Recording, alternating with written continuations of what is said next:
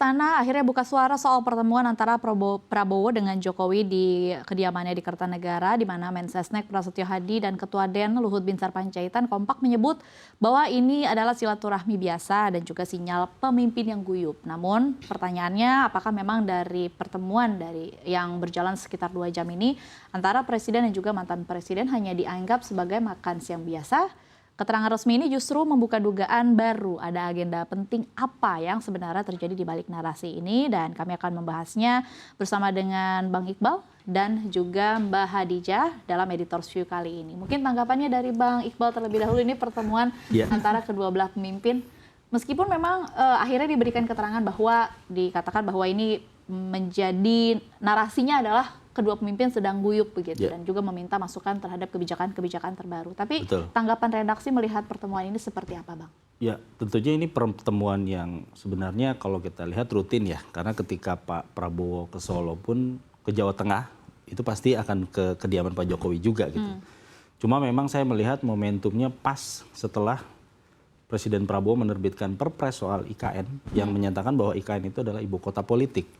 Dan kemudian ditindaklanjuti oleh kunjungan Pak Basuki selaku Kepala Otorita IKN ke Kementerian Sekretariat Negara untuk membahas rencana pembangunan IKN di 2026-2028. Karena kita ketahui bahwa ibu kota politik yang dimaksud artinya harus ada gedung-gedung yang merupakan kantor daripada lembaga eksekutif dan yudikatif.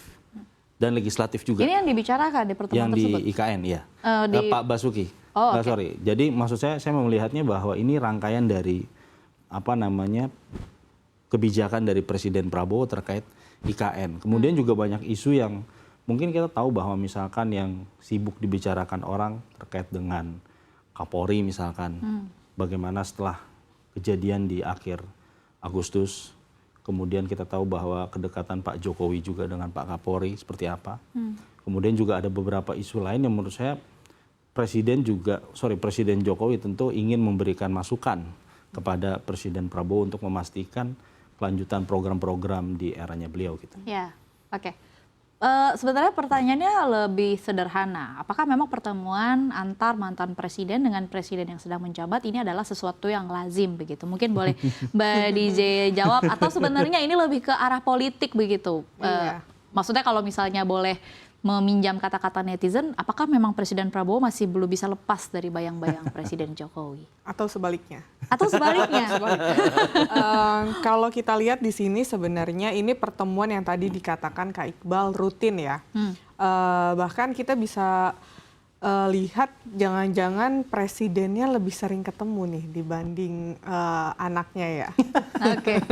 Nah ini juga menjadi sorotan ya.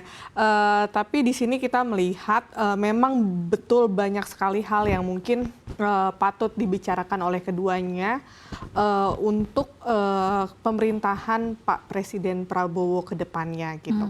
Ada banyak masalah, tidak hanya juga IKN, tapi juga kita lihat juga ada MBG yang kemarin sempat menuai kontroversi.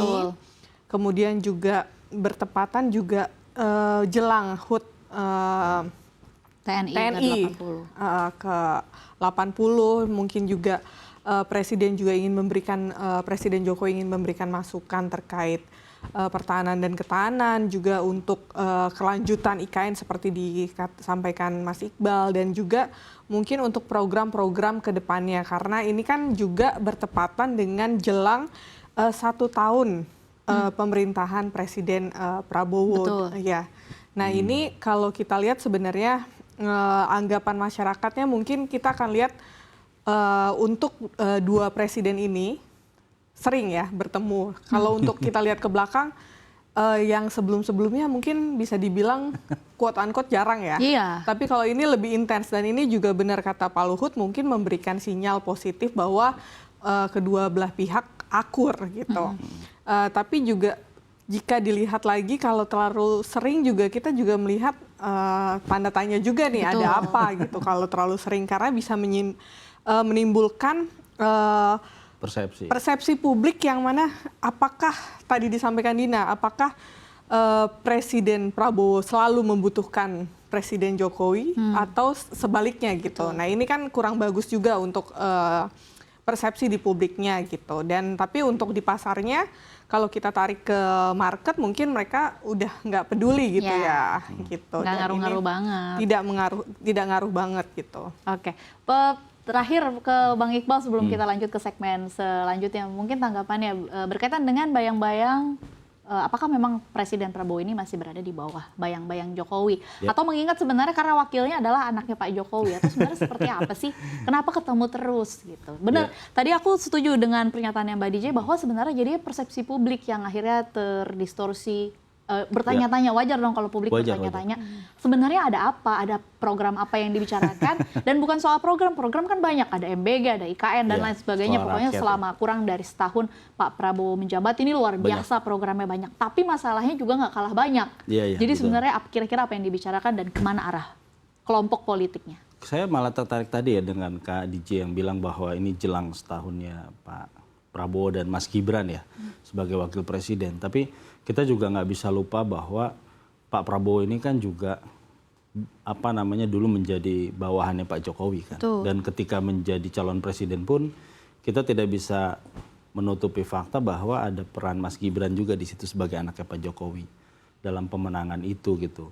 Dengan segala macam endorsement. Iya, dengan segala macam calon yang sempat bertebaran gitu kan. Dan ketika beliau memimpin pun kita lihat bahwa banyak sekali menterinya Pak Jokowi yang masih digunakan, walaupun di reshuffle terakhir kan juga satu persatu kelihatan ya udah mulai ada beberapa menteri yang diganti, walaupun kita bisa berasumsi bahwa itu mungkin terkait dengan kinerja atau dengan kasus hukum gitu.